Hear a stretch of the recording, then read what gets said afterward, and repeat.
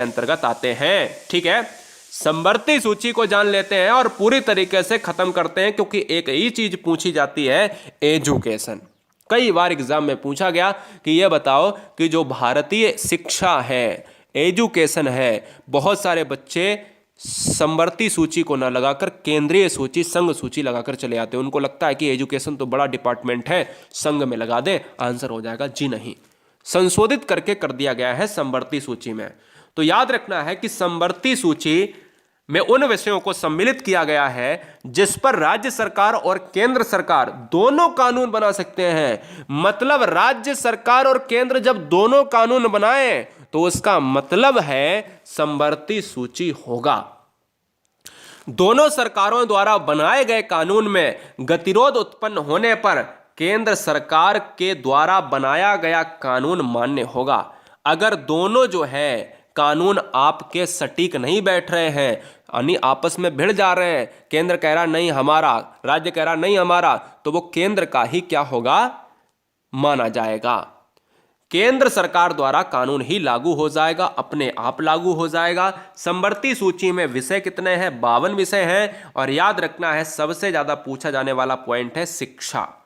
शिक्षा, दीवानी एवं फौजदारी, मुकदमे, श्रम कल्याण, कारखाने, समाचार पत्र इंपॉर्टेंट है। जितने भी न्यूज़पेपर आते हैं वो समवर्ती में आते हैं। वन, आर्थिक और सामाजिक नियोजन ये इंपॉर्टेंट है। प्रदूषण नियंत्रण, ये तीन हमने बताए हैं, तीनों इंपॉर्टेंट है, याद रखना है। प्रदूषण नियंत्रण जो आपका पॉल्यूशन होता है, न्यूज़पेपर है, और शिक्षा, ये सभी किस में आते हैं, समवर्ती सूची में आते हैं, कॉन्करेंट लिस्ट में आते हैं। क्लियर है। सबसे महत्वपूर्ण जो चैप्टर है भारतीय संविधान का वो है मूल अधिकार। मूल अधिकार है, यहां से क्वेश्चन इतने बनते हैं कि आपके एग्जाम में क्वेश्चन आना ही आना है। एक क्वेश्चन मूल अधिकार से आना है तो 2 स्लाइड के अंतर्गत हम इस मूल अधिकार को पढ़ लेते हैं। तो याद रखिएगा कि मूल अधिकार क्या होते हैं। तो मूल अधिकार दोस्तों फंडामेंटल राइट्स होते हैं। फंडामेंटल राइट्स का मतलब क्या होता है कि जो नागरिकों को मिलने चाहिए, वे अधिकार जो व्यक्ति के जीवन के लिए मौलिक तथा अनिवार्य होते हैं। मतलब हमें जीने के लिए, यानी हमें अगर जीना है तो हमें अधिकार मिलने चाहिए। हमें बेड़ियों में जकड़ कर नहीं कोई रख सकता है। हम स्वतंत्र हैं, भारत का नागरिक स्वतंत्र है, और अगर स्वतंत्र है तो वो नागरिक को कुछ अधिकार दिए जाते हैं, वही दोस्तों फंडामेंटल राइट्स कहलाते हैं, मूल अधिकार कहलाते हैं। भारत के संविधान में मूल अधिकार कहां से लिए गए हैं? भारत के संविधान में मूल अधिकार लिए गए हैं अमेरिका से लिए गए हैं, यूएसए से लिए गए हैं। ये भी पॉइंट आप पढ़ चुके हैं, अगर नहीं पढ़ा है तो लिख लीजिए स्टार बना के।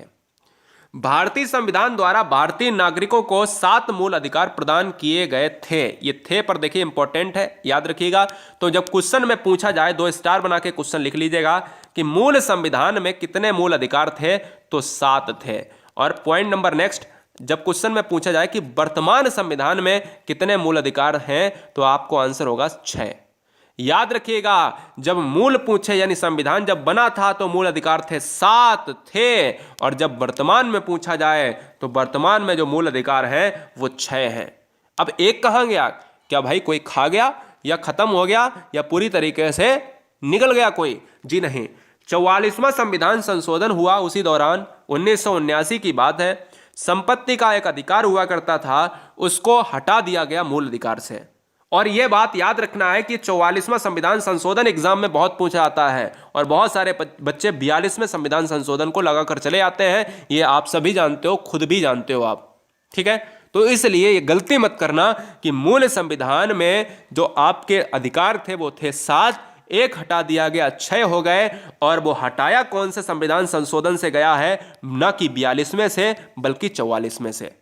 44वें संविधान संशोधन 1978 या 79 की बात करें तो हटाया गया दोस्तों, और उसको एक कानूनी अधिकार, ये क्वेश्चन भी आ चुका है कि जो संपत्ति का अधिकार है वो वर्तमान में कौन सा अधिकार बन गया है?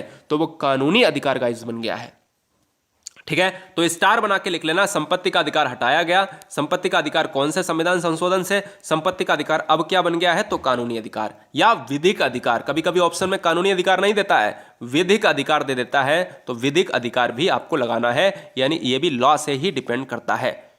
तो मूल संविधान की बात करें तो 7 थे, वर्तमान में कितने हैं? 6 हैं। कौन से हैं? एक समानता का अधिकार है, एक स्वतंत्रता का अधिकार है, एक शोषण के विरुद्ध का अधिकार है। कल को क्वेश्चन ये भी पूछा जा सकता है जीके की क्लास, जीके के जो है क्वेश्चन पेपर में कि भैया इनमें से कौन सा मूल अधिकार नहीं है, तो आपको 6 याद होने चाहिए, कोई भी शॉर्टकट नहीं है। मैंने कहा सब कुछ पढ़ना है। समानता का अधिकार, स्वतंत्रता का अधिकार, शोषण के विरुद्ध का अधिकार, धार्मिक स्वतंत्रता का अधिकार, सांस्कृतिक शिक्षा का अधिकार और संवैधानिक उपचारों का अधिकार, ये 6 हैं। अब इनको हम एक एक करके देख लेते हैं, क्योंकि क्वेश्चन तो भैया यहीं से बनेगा। हमने कहा सब कुछ पढ़ना है, एक बार लिख कर सब कुछ एक बार रिवीजन अगर कर लोगे तो चीज़ें बहुत आसान हो जाएंगी। आप विश्वास नहीं करोगे, क्योंकि चीज़ें क्या ना, हमारे अलमारी में किताबें तो रखी होती हैं, बहुत सारी किताबें हैं, मतलब आप सभी के हमारी अलमारी में किताबें तो बहुत सारी रखी होती है हर बच्चे के पास, लेकिन पढ़ता कौन है, और जो पढ़ता है वो निकल जाता है। ये बात सच है, कड़वी है मगर सच है। दोस्तों पहला अधिकार है समानता का अधिकार। हम इसी स्लाइड में पहला अधिकार लेते हैं, समानता का अधिकार, यानी ये रहा समानता का अधिकार जो अनुच्छेद 14 से लेकर 18 तक जाता है। आपको लिख लेना है, यहां पर बढ़ा के 14 से लेकर 18 तक जाता है। और याद रखना है दोस्तों, यहां पर 14 से लेकर 18, जिसमें 14 अनुच्छेद ये कहता है कि कानून के समक्ष समानता, यानी सभी समान है, कानून की नजरों में सभी समान है। 15वां अनुच्छेद कहता है, जो इंपॉर्टेंट होगा वो मैं बता दूंगा। 15वां इंपॉर्टेंट ये कहता है कि धर्म, नस्ल, जाति, लिंग के आधार पर हम किसी से समाज में रह रहे लोगों के बीच में भेदभाव नहीं करेंगे, चाहे वो कोई भी धर्म का हो, नस्ल का हो, जाति का हो, लिंग का हो, कोई भी भेदभाव नहीं करेंगे। राज्य के अधीन नौकरियों के समान अवसर दिए गए हैं, यानी 16वें में, और ओबीसी और एससी कैटेगरी में कुछ आरक्षण दिया गया है जो एक अपवाद है, ठीक है ना।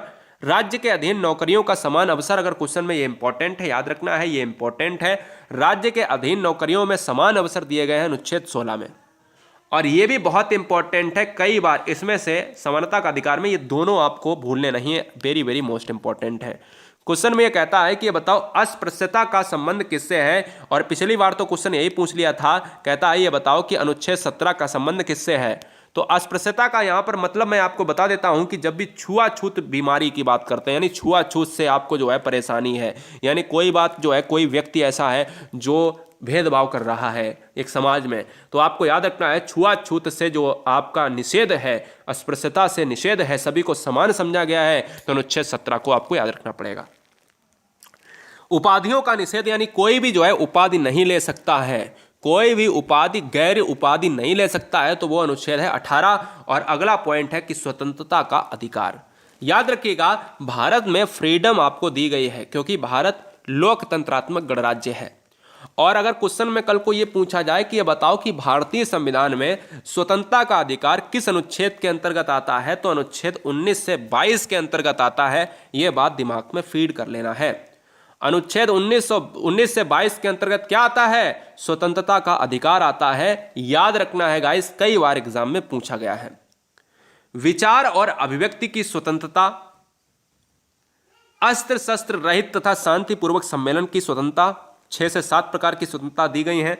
समुदाय और संघ निर्माण की स्वतंत्रता, ठीक है ना। भारत राज्य क्षेत्र में जहां भी आप चाहो वहां घूम सकते हो, भारत राज्य क्षेत्र में कहीं भी आप जो है घूम सकते हो, व्यापार आप कर सकते हो, रह सकते हो, जमीन खरीद सकते हो। अब तो भारतीय संविधान में 370 अनुच्छेद को भी खत्म कर दिया गया है, ठीक है ना। तो अब आप जम्मू कश्मीर में भी कहीं भी रह सकते हो, जगह भी खरीद सकते हो, आप विवाह भी कर सकते हो, कोई दिक्कत नहीं। ये भी आपको याद रखना है। अगला